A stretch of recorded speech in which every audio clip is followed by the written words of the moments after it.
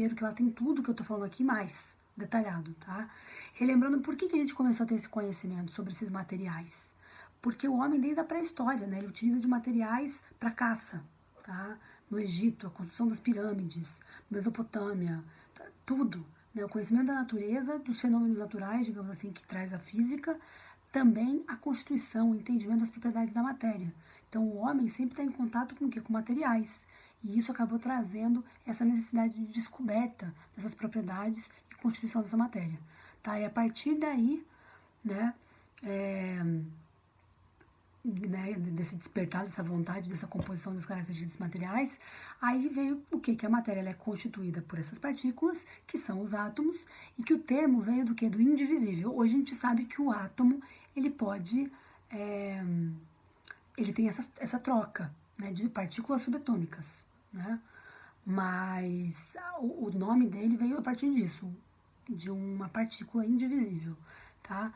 E aí os modelos atômicos que vocês estudaram aí, eles vão o quê? Vão sendo substituídos à medida que novos modelos vêm sendo estudados, novos modelos surgem, né, são descobertos e são modelos o quê? Mais completos, mais detalhados. E aí esses novos modelos atômicos vão substituindo os antigos. Basicamente, o Dalton foi o primeiro, né? E ele trouxe esses conhecimentos por base da meteorologia, né? Ele estudava a questão meteorológica dos gases atmosféricos e por meio dos gases, estudo dos gases, propriedade dos gases atmosféricos, ele acabou conseguindo trazer essa composição, estudo dessas propriedades, expandiu para o restante dos materiais. Daí, na teoria dele, ele desenvolveu uma teoria própria, que é a teoria de Dalton, e aí ele falou sobre o quê? Que a matéria é formada por partículas fundamentais, que são esses átomos. Os átomos são partículas maciças, para ele os átomos eram indivisíveis, né? Não tinha essa troca de partículas subatômicas. Cada elemento químico possui um tipo de átomo, né? Em questão de propriedade, tamanho e massa. Então, diferentes elementos químicos, diferentes átomos, diferentes propriedades, né? E isso é aceito até hoje. E durante uma reação química, né? Então pensa, né, por meio de uma reação química, acontecem também agrupamentos, como uma molécula de água, 2 átomos de hidrogênio, 1 de oxigênio.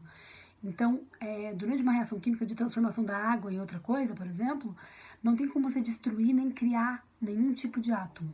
Os átomos que estão no início de uma reação, a quantidade de átomos dos elementos químicos é a mesma, antes e depois da reação química.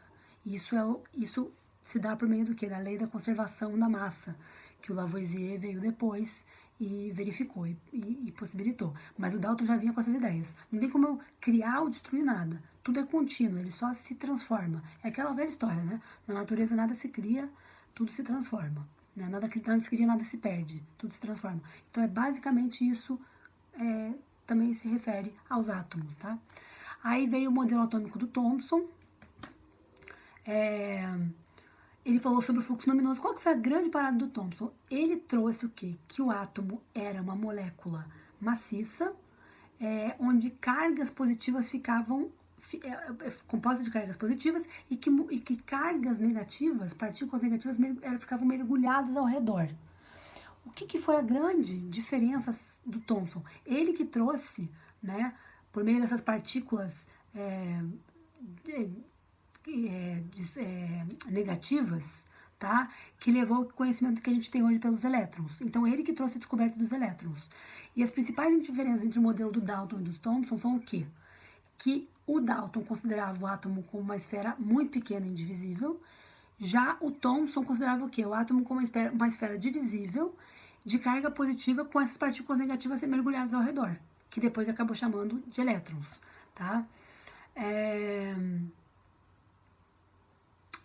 Daí depois veio o modelo de Rutherford, tá? Ele trouxe o quê? Essa compreensão de estrutura da matéria e da radioatividade. Ele avançou bastante, tá?